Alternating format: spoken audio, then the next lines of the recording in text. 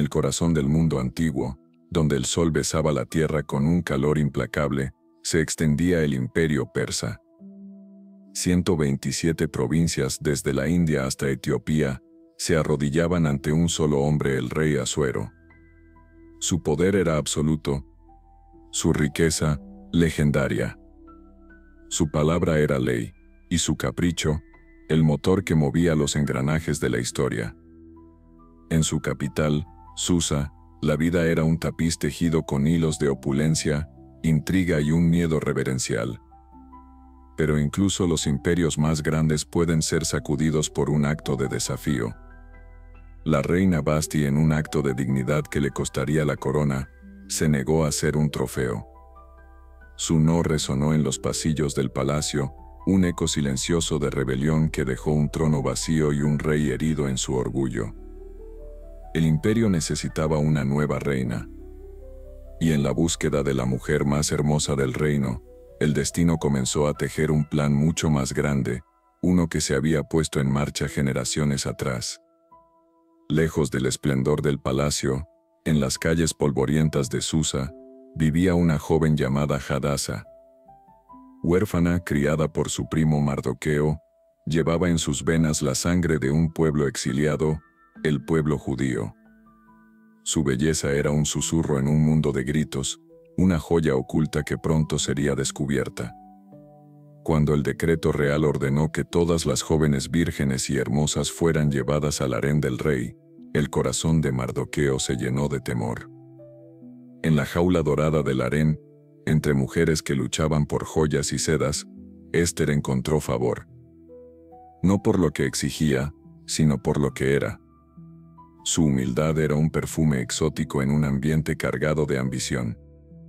Siguiendo el sabio consejo de Mardoqueo, mantuvo su identidad en secreto. Nadie sabía que era judía. Y mientras pasaban los meses de preparación, con aceites y mirra, su belleza exterior solo era un reflejo de una fuerza interior que aún no conocía. Cuando finalmente fue presentada ante el rey, Asuero la amó más que a todas las demás mujeres. En un instante, la huérfana exiliada se convirtió en la reina del imperio más poderoso de la tierra. La corona fue colocada sobre su cabeza, un peso de oro y responsabilidad que aún no podía comprender. Pero el propósito de Dios a menudo se viste con los ropajes de la coincidencia. Pero en la corte de Asuero, no toda la grandeza era noble. El rey elevó a un hombre llamado Amán, un descendiente de Agag, antiguo enemigo de Israel. Lo llenó de poder y decretó que todos debían arrodillarse ante él. Y todos lo hicieron.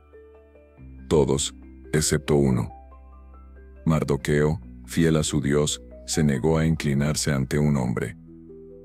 Este acto de integridad, pequeño pero sísmico, no fue visto como una ofensa, sino como una declaración de guerra. Tengo todo: riqueza, poder, el favor del rey. Pero nada de esto me satisface mientras vea a ese judío Mardoqueo, sentado a la puerta del rey negándose a honrarme. El orgullo herido de Amán se convirtió en una obsesión venenosa. El desprecio por un hombre se transformó en un odio genocida hacia todo su pueblo. No era suficiente castigar a Mardoqueo. Amán anhelaba borrar su memoria, su gente, su Dios, de la faz de la tierra. Y así, la maquinaria del poder se puso al servicio de la oscuridad. Con mentiras y manipulación, Amán convenció al rey. Hay un cierto pueblo, dijo, cuyas leyes son diferentes. No es de provecho para el rey dejarlos vivir. Y Asuero, en un acto de indiferencia escalofriante, entregó el destino de millones en manos de su favorito. El decreto fue sellado. En el día 13 del mes de Adar, todos los judíos, sin importar edad o sexo, serían aniquilados. El imperio, que había sido un símbolo de poder, se convirtió en un instrumento de muerte. Cuando la noticia se extendió, un escalofrío recorrió el imperio. Para el pueblo judío, fue el sonido del fin del mundo. El luto reemplazó a la vida. El llanto, a la risa. En cada provincia, el mismo lamento se elevaba al cielo. Mardoqueo, con el corazón destrozado, llevó su dolor hasta la misma puerta del rey, un recordatorio visible de la tragedia que se avecinaba. Dentro de los muros dorados del palacio, la reina Ester vivía en una ignorancia bendita, hasta que el eco del llanto de su pueblo llegó a sus oídos. Al enterarse del dolor de Mardoqueo, su corazón se angustió. Pero no fue hasta que recibió el mensaje completo, la copia fría y brutal del decreto, que comprendió la magnitud de la pesadilla. Y con esa comprensión, llegó una carga insoportable. La petición de Mardoqueo era una sentencia de muerte. «Ve ante el rey», le dijo, «suplica por tu pueblo». Pero Ester conocía la ley. Acercarse al rey sin una invitación era un suicidio. 30 días habían pasado desde la última vez que el rey la había llamado. El favor real era tan voluble como el viento del desierto. El miedo la paralizó. Era la reina, sí, pero también era una mujer, sola, atrapada entre el deber y la muerte. No pienses que por estar en el palacio escaparás.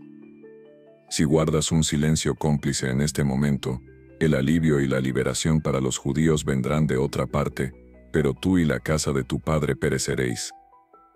Y quién sabe si para una hora como esta has llegado al reino. Esas palabras no eran una amenaza, sino una invitación. Una invitación a descubrir su propósito. De repente, la corona no era un adorno, sino un arma. El trono no era un privilegio, sino una plataforma. Su vida, que había sido una serie de eventos fortuitos, ahora tenía un punto de convergencia. Todo la había llevado a este momento. Ve y reúne a todos los judíos en Susa. Ayunad por mí. No comáis ni bebáis durante 3 días y 3 noches. Mis doncellas y yo haremos lo mismo. Y después, iré a ver al rey, aunque sea contra la ley. Y si he de perecer, que perezca. En esa frase, si perezco, que perezca, Ester murió a su propio miedo. Se entregó a un propósito más grande que su propia vida. La joven huérfana se había convertido en la intercesora de su nación. Con la fuerza del ayuno y la oración de un pueblo, Ester se presentó ante el león. Cada paso era una batalla contra el terror. Pero cuando el rey la vio, la providencia divina movió su corazón. El cetro de oro, símbolo de vida y muerte, se extendió hacia ella. La primera batalla había sido ganada. Pero Ester no reveló su petición. Con una sabiduría que solo podía venir de lo alto, jugó su mano con paciencia. Invitó al rey y a Amán a un banquete. Y luego, a un segundo banquete. Amán, ciego de arrogancia por ser el único invitado, creyó estar en la cima del mundo. Su orgullo lo consumió tanto que, esa misma noche, erigió una horca para su enemigo, sin saber que estaba construyendo el instrumento de su propio fin.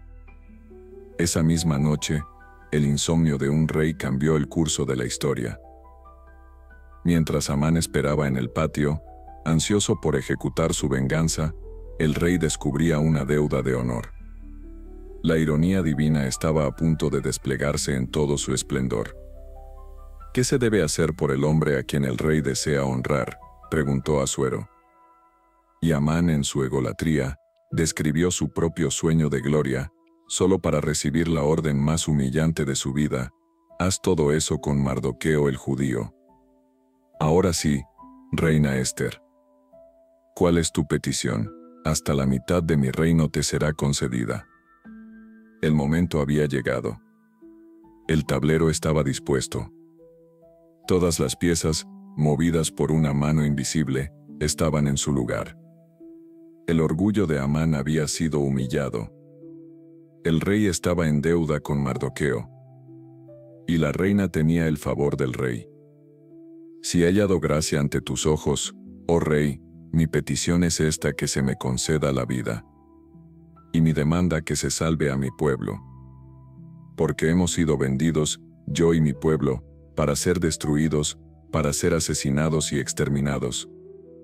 Si solo hubiéramos sido vendidos como esclavos, habría guardado silencio. Pero nuestro adversario, nuestro enemigo, es este malvado Amán. El silencio en la sala fue atronador. En una sola frase, Esther reveló su identidad, su petición y al villano. La máscara de Amán se hizo añicos. El rey, atónito, conectó los puntos, el decreto, el pueblo, su propia reina.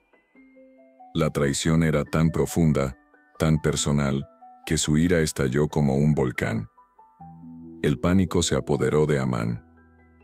En su desesperación, violó el protocolo y se abalanzó sobre la reina, sellando su destino. El rey, al regresar, vio en ese acto la máxima ofensa. Y fue entonces cuando la justicia poética, tan característica de esta historia, pronunció su veredicto. La horca que preparó para Mardoqueo, dijo un siervo, está en su casa. Y la orden del rey fue tan rápida como irrevocable, colgadlo en ella. El mal se había vuelto contra sí mismo. La casa de Amán fue entregada a Esther, y su posición a Mardoqueo.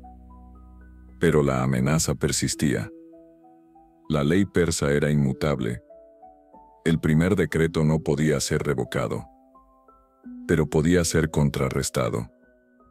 Un nuevo edicto fue enviado con la misma velocidad que el primero, otorgando a los judíos el derecho a reunirse, a armarse y a defender sus vidas. El día que había sido designado para su aniquilación se convirtió en el día de su liberación. La oscuridad fue vencida por la luz, el miedo, por la valentía, y el luto, por una celebración que resonaría a través de los siglos.